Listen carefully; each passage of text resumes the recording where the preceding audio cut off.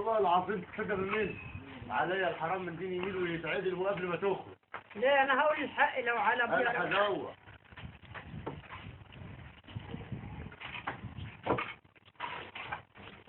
الميه في كل حاجه النهارده ان شاء الله ابني ده احمد عز كده بعد العصر تيجي تقعد معايا كل ست ورقه ان شاء الله.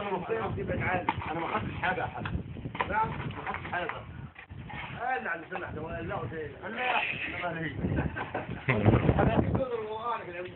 لا لا ونقل عليه ونوقع عليه ندينا حته ارض زي حته الارض وعلى تاخد ناخد دي حق الارضيه وكده طب انت بتنقل الحتت دي هتعمل ازاي؟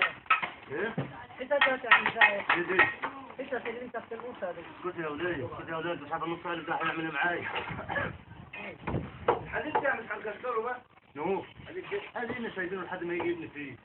ايه؟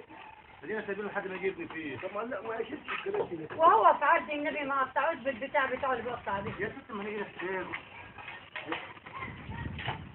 لا ايوه فيش كده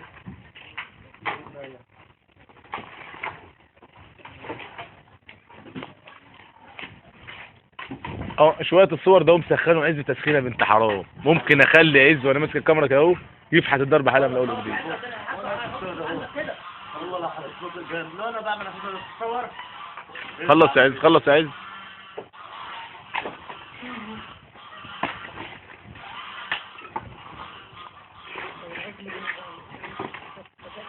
مين العجل ده؟ مين؟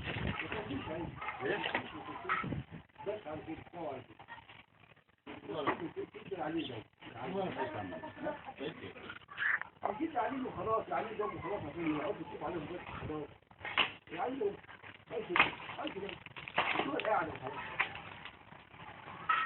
ونزل الخرب البيت عمال يحط طوبه اهو اوان وسد انصاف.